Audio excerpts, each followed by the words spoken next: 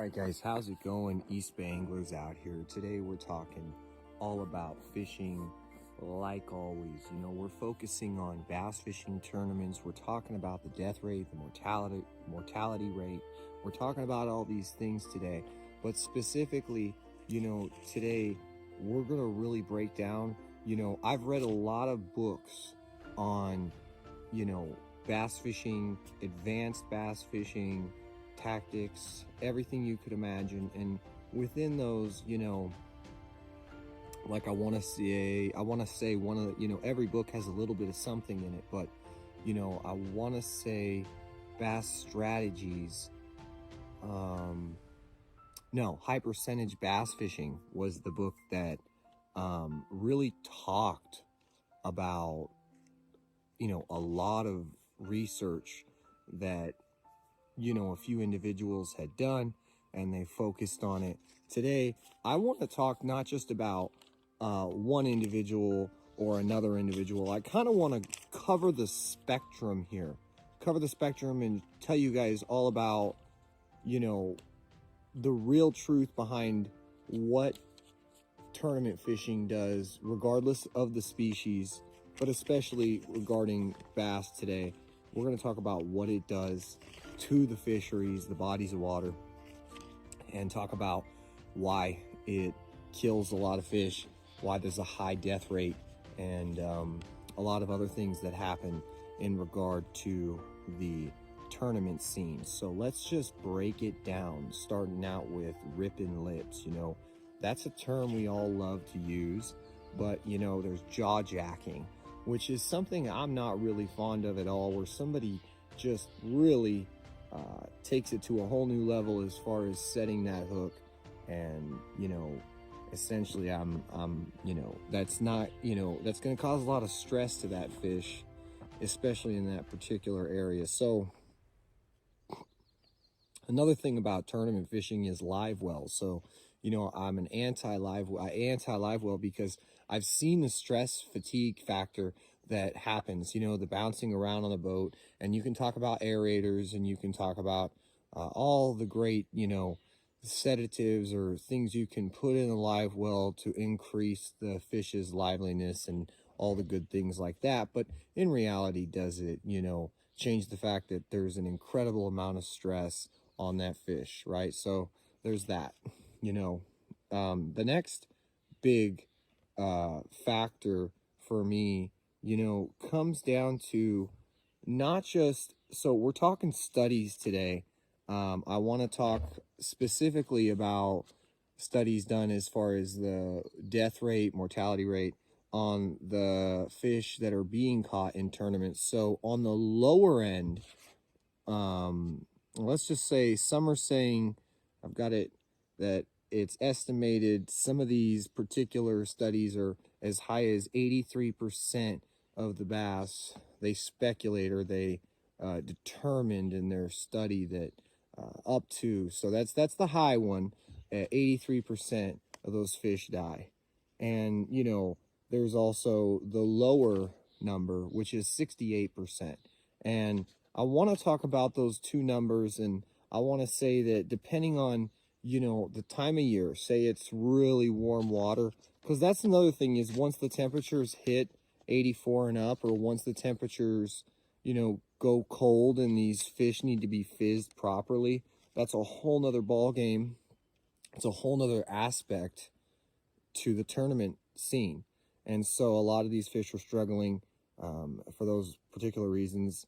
And you know, a lot of these people don't know how to properly fizz a fish, or how to, you know, I don't think there is any way, when the water temp gets to a certain degree, the fish are already fatigued and stressed out prior to use. Sometimes, not every fishery, but certainly some, where that fish will become fatigued and will become, you know, definitely bothered by that. So there will be, you know, that fish is kind of not so good to throw in a live well and weigh in and do all that. And, you know, one of the things is the stress theory. And that's, you know, what can stress do to that fish? How does it impact that fish? If you take that fish 3 miles away, and it's already had that kind of a stressful experience, and it's got to make its way back. You know, what we've actually learned from a lot of the research is that the fish will generally only during spawn try to get back. A lot of the times they will get hung up in other periods when the fish are schooled up and, you know, join a school. Not to say that they eventually might part ways at some point, but yeah, that's the kind of thing I'm talking about. And, you know, the battle of that you have with the fish, depending on how you catch them and things like that, determine also stress levels. Bleeding. What do you do with a bleeding fish if it's, say, a record? What do you do if it's in your live well and it's for a tournament? You know, that fish's chances of surviving are a lot less if that fish is bleeding. Let's talk about gut hook fish. Same type of situation, you know. So you gotta kind of, yeah, balance out that, you know, what's going on and how it's affecting the fishery. You know, one of the other things that I deal with a lot of fishermen is they tell me, hey, check it. I'm catching a male off the bed. It's no big deal. And I'm saying, hey, listen, that male fans the eggs. So it's there protecting a nest or an eggs and a sack of eggs or whatever you want to call it. And it's protecting this, and it has to fan them. If it doesn't fan them and it doesn't oxygenate those eggs actually die. So another thing that actually happens is, you know, say you take those males, which they're easier to catch, by the way, you know, and generally smaller in size, but easier to catch. So you're going to take them all the way across. You're going to, you know, get to the weigh-in. And when that happens, what's going to happen is by the time that fish gets back to makes its way back to the bed, you know, you've got a 90+% chance that some kind of predator or will get those eggs, or that fish won't be able to get back fast enough, and those eggs will die from not being oxygenated. And at that point, you know, that's it. That's the end. You just lost your spawn. So it's essentially really destructive because in the spawn period, because of that particular reason. So all these different things, you know, come to my mind right away. And, you know, when you think about predators, you're talking bluegill, you're talking otters, you're talking a lot of different things, actually. You know, it depends how hungry the fish are, but there's quite a few things that can get in there and disturb those eggs. Another thing is the fish really do become conditioned faster. So on your body of water, let's say you never had tournaments and then 2 years ago there were tournaments, you're going to notice that fishery begins to fish tougher.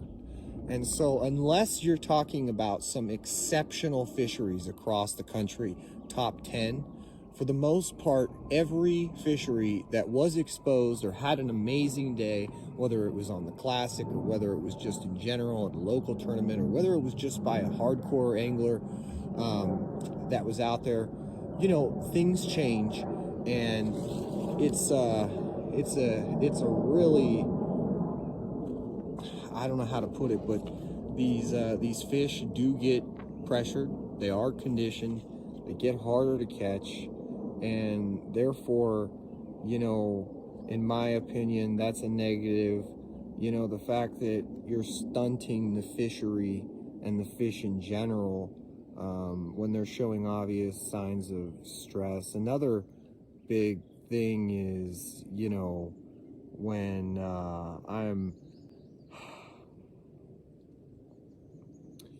I'm talking to people and I try to explain to them, just because they swam away when you release the fish doesn't necessarily mean that they didn't die later that day, later that night, the next day after that.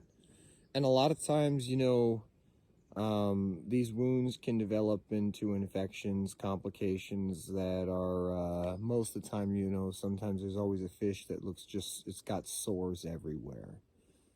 It's not doing good. It's thin and scrappy. Those kinds of things. And it's a really difficult thing because you know, when these bass fish, when these fish, these bass, these eggs, when they actually hatch, 97% of those particular fry are eaten, and they're eaten within the first 6 weeks. Now, that's not very long. So a lot of these fish, we need every one of them. We really do. And it's essential. So, you know, does bass, you know, fishing tournament, bass tournaments, does you know, doing the bass tournament fishing really kill fish and ruin fisheries? Yes, it does. It does kill fish for sure, and it does ruin some fisheries, not every fishery, but it definitely is going to make any and every fishery you fish that much harder. It's definitely going to put a lot more pressure on the water. Now, people don't understand pressure. Pressure isn't necessarily someone who's catching fish, someone who's, you know, using the right bait, or someone who's fishing. Pressure is just people, the very presence of people, the very presence of boats, anchors in the water, line in the water, lures in the water, anything that's entering the water, that's pressure. Anything that's on the water, that's pressure. Paddle boards, float tubes, kayaks, canoes, sailboats, you name it. It's definitely going to affect that particular body of water. And, you know, I just want you guys to keep in mind, I'm not anti-tournaments. I think tournaments are, you know, kind of fun and stuff like that, neat to watch and all that. And, you know, but I do believe that they need to have some stricter regulations. Maybe not keep the fish in the live wells would be phenomenal. The thing is, they just want the glory shot. You know, the glory shot where they're holding up 1, 2, or even 3 or 4 fish. That's not, you know, from somebody who's been fishing a long time, and for others that have fished, you know, that's a glory shot, and it's totally unnecessary, and not sure what they get out of it unless, you know, it doesn't happen very often for them. So I'm not really sure about, you know, what that's, you know, but so I hope you guys, you know, really enjoyed this particular topic. You know, this is something we're doing, and thinking about doing bass, you know, some facts about bass you guys don't know on the next video, and see how that one does. So we'll see. Stay tuned. I appreciate you guys watching.